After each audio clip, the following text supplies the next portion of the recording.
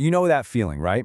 The alarm goes off, you somehow peel yourself out of bed, and you make a beeline for the coffee pot like a zombie, just praying it's going to be enough.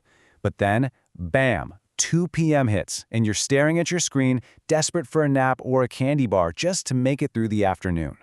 I bet it does. For so many of us, that's just a day. Hitting snooze, chugging coffee, and then feeling completely wiped out by mid-afternoon. We've kind of just accepted that this is what being an adult feels like. But what if I told you that it's not? What if that daily exhaustion isn't some life sentence you just have to serve? Just look at the difference here. On the left, that's the daily grind, right? The brain fog, the nagging sugar cravings, the irritability, just feeling completely spent. But on the right, that's what's actually possible. We're talking real mental clarity, a stable mood, and energy that actually lasts all day with no crash. The gap between these two, we're going to close it today. And here's the kicker, the part that might surprise you. The problem usually isn't about how many hours you slept. Nope, your energy for the entire day is pretty much decided in the very first hour after you wake up. So, let's get into it. We're going to build a morning routine piece by piece that sets the foundation for an amazing, high-energy day. And we're starting with the easiest one of all. Just think about it for a second. You just gone, 7, maybe 8 hours without a single drop of water? You are waking up dehydrated. Your brain, your muscles, every single cell is thirsty. That morning brain fog, that's your dehydrated brain. So pouring coffee, which is a diuretic by the way, meaning it makes you lose even more water, is like putting gas in the car with no oil. You need to give your body an inner shower first. And it is so simple. Just keep a big glass of water on your nightstand so you literally can't miss it. Before you check your phone, before coffee, before anything, as soon as your feet hit the floor, drink it, all of it. If you want to get fancy, add a tiny pinch of sea salt or a squeeze of lemon. That helps with electrolytes, which are crucial for hydration. You will be shocked at how much faster your brain feels like it's switched on. All right, next up. We need to send a very clear, very loud signal to your brain that, hey, the day has started. And the most powerful way to do that is with what I like to call the sunbeam strategy. It's all about getting some natural light into your eyes. This shows you exactly what's going on inside your head. When you stay in a dark room, your brain just keeps pumping out melatonin. That's the sleep hormone. It's confused, it thinks it's still nighttime, and you stay groggy. But the second that sunlight hits your eyes, it's like flipping a giant on switch in your brain. It slams the brakes on melatonin and triggers cortisol, the hormone that makes you feel alert and ready to go. Okay, this one is absolutely huge for your mental energy. For the first 30 minutes of your day, stay off your phone. I'm serious. When you first wake up, your brain is in this really relaxed, suggestible state. If the very first input is a stressful work email or something negative on the news, you are hijacking your own nervous system. You're starting the day in defense mode, and you'll spend the rest of it just reacting to things. Protect that peace. So we've hydrated, we've told our brain in stay time, and we've protected our mental space. Now it's time to actually fuel the machine. The next 2 habits are all about getting physical energy into your body and brain. You know how you feel kind of stiff when you get out of bed? That's because everything has been still for hours. A little bit of gentle movement is like a jump start for your circulation.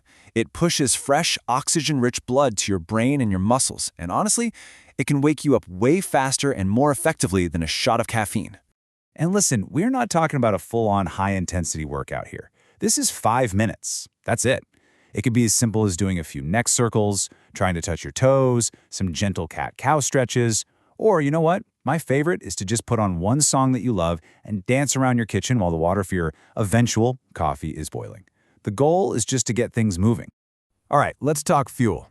If your breakfast is a muffin, sugary cereal, or a bagel, you are basically buying a one-way ticket to an afternoon energy crash. You get that quick sugar rush, your blood sugar spikes like crazy, and then it plummets, leaving you tired and craving even more sugar. It's a vicious cycle. We need to anchor our morning with protein instead. This chart really says it all, doesn't it? Look at that massive difference. The sugary breakfast gives you this tiny spike, and then you just fall off a cliff. But a protein-rich breakfast, we're talking eggs, Greek yogurt, a protein smoothie, it keeps your blood sugar nice and stable. It's like a slow, steady release of fuel that lasts for hours. No spike, and more importantly, no crash. All right, we are in the home stretch. We've taken care of the physical stuff, hydration, light, movement, nutrition. Now let's tackle the final 2 habits, which are all about winning the mental game for the rest of your day. You know that feeling of overwhelm? It is a massive energy vampire. When you start your day looking at a to-do list that's a mile long, your brain wastes so much energy just trying to figure out where to even begin. The one thing rule is your secret weapon against this. It helps you crush that decision fatigue before it even has a chance to start. Every morning, just ask yourself this one simple question. If I could only get one thing done today that would make me feel like I won the day, what would it be? That's it. Identify that one thing, maybe write it on a sticky note, and make it your priority. Everything else you get done after that, that's just a bonus. And now for our final habit. And I'm going to be honest, this might be the most controversial one. The absolute best way to make your coffee work for you instead of against you is to wait about 90 to 120 minutes after you wake up to drink it. I know, it sounds like torture. But stick with me, because the science on this is a game changer. Okay, here's what's happening. When you sleep, a chemical called adenosine builds up in your brain. That's the stuff that makes you feel sleepy. When you wake up, your body starts to naturally clear it out. Now, if you drink coffee right away, the caffeine comes in and just blocks the adenosine receptors. It doesn't get rid of it, it just puts a temporary roadblock up. So a few hours later, when the caffeine wears off, all that adenosine that's been waiting around comes flooding back, and that's your 2 p.m. crash. But if you wait, you let your body do its job first. You clear out the sleepiness naturally. Then, when you have your coffee, it gives you a clean energy boost without the crash later. Okay, I know that was a ton of information, but look, the goal here is not to be perfect tomorrow. It's about starting small and making changes that actually stick. I'm serious about this. Please do not try to wake up tomorrow and do all 7 of these things perfectly. You'll just get overwhelmed and you'll end up doing none of them by the end of the week. Real change comes from building one good habit at a time. It's all about progress, not perfection. So here's your challenge. Just pick one. That's it. One single habit from this list. Maybe it's the glass of water. Maybe it's getting 5 minutes of sunlight. Maybe it's not touching your phone. Just pick one, and for the next week, make that single habit non-negotiable. So I'll leave you with this question. Which one is it going to be? Which habit will you choose to start with tomorrow morning? The one you pick right now could literally be the first step to changing how you feel all day, every day.